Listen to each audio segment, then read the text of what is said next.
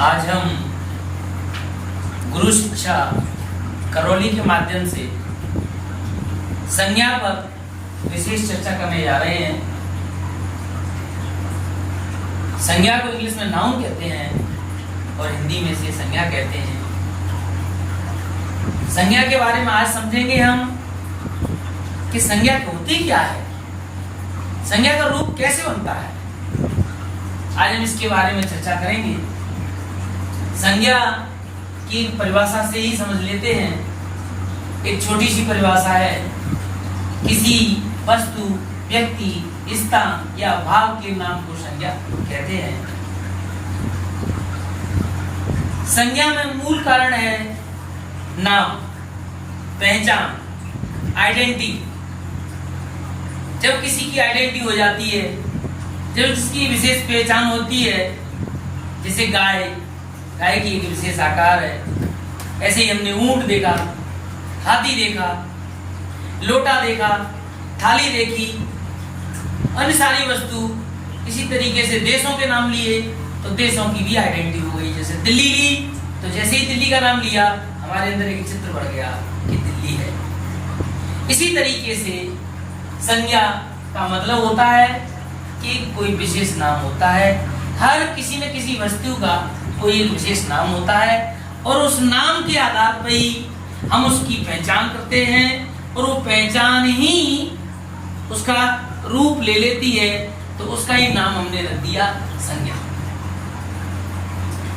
अब संज्ञा की चर्चा करते हैं कि पूर्व से ही संज्ञा के बारे में विचार विमर्श हो रहे थे।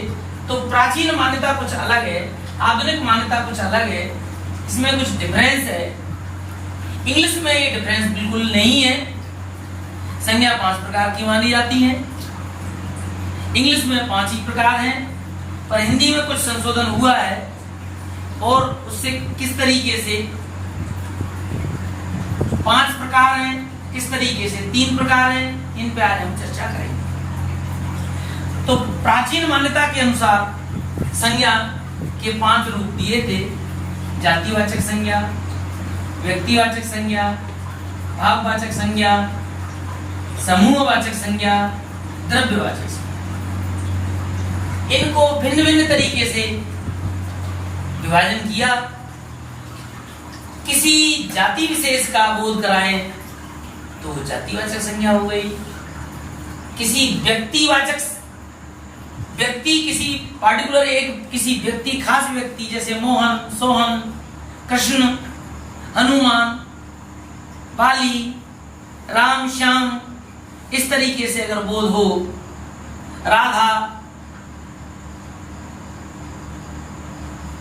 तो व्यक्तिवाचक संज्ञा कहलाएगी। इसी प्रकार भाव, मन में कई तरीके के भाव उठते हैं कि मौसम सुहावना, अच्छा लग रहा है, महसूस कर रहे हैं, तो वो जो भाव आ रहा है, मन के अंदर एक भाव बन रहा है, तो वो क्या हो गया? भाववाचक संज्ञा। इसी प्रकार समूहवाचक संज्ञा किसी समूह को प्रदर्शित करे, पार्टिकुलर उसके लिए एक चीज बनाई हो। जैसे हमने एक नाम रख दिया सेना, इसी तरीके से हमने एक नाम रख दिया क्लास। तो इसमें किस चीज का बोध हो रहा है? समूह का बोध हो रहा है, तो उसका नाम रख दिया हमने समूहवाचक संज्ञा।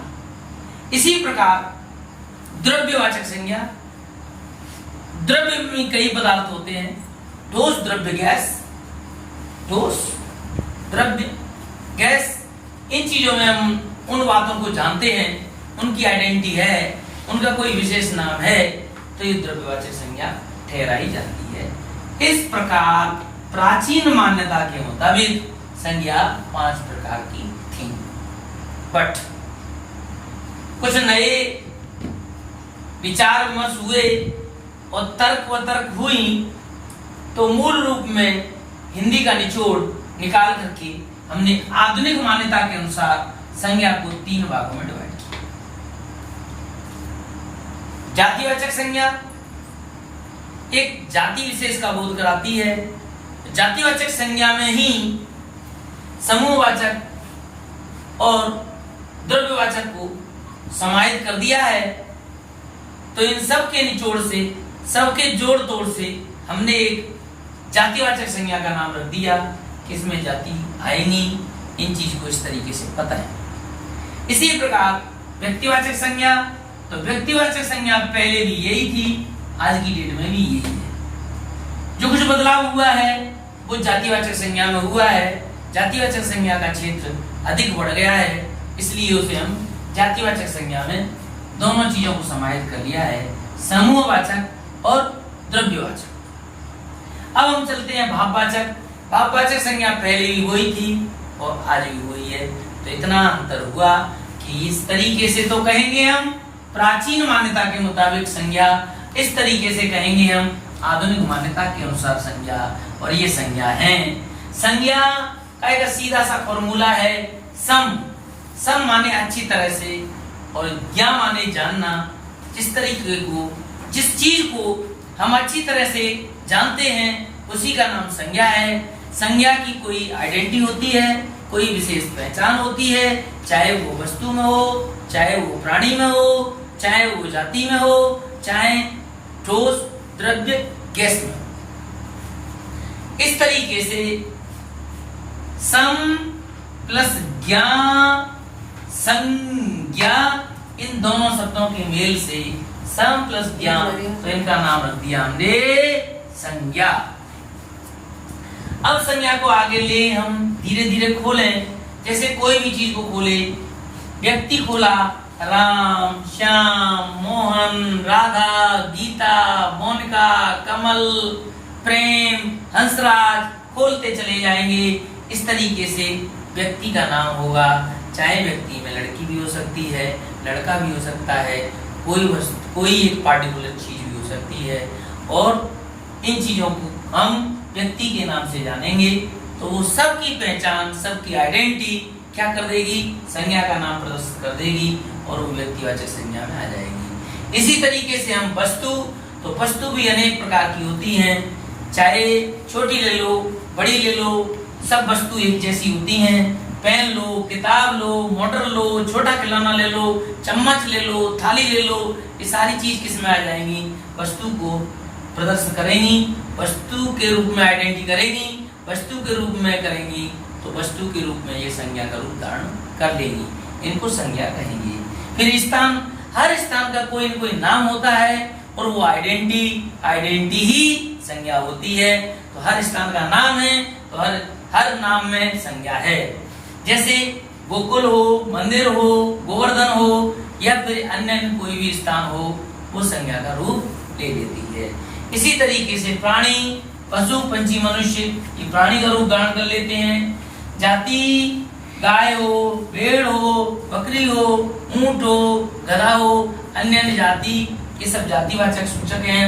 गुण, साफ सुथरा, सुंदर, खराब, अच्छा, बड़ा, इस तरीके से गुण में आ जाएंगे।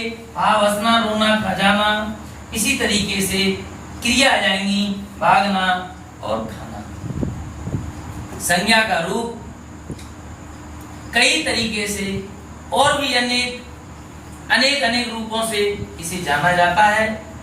तो मूल रूप में कहें तो संज्ञा का मतलब हुआ किसी की आइडेंटिटी।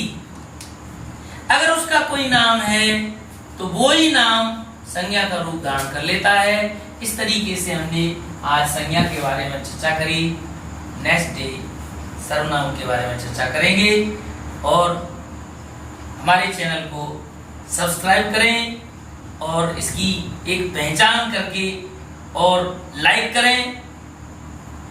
अगर कोई दिक्कत आए तो कमेंट करके कुछ संकेत करें। जय हिंद, जय भारत।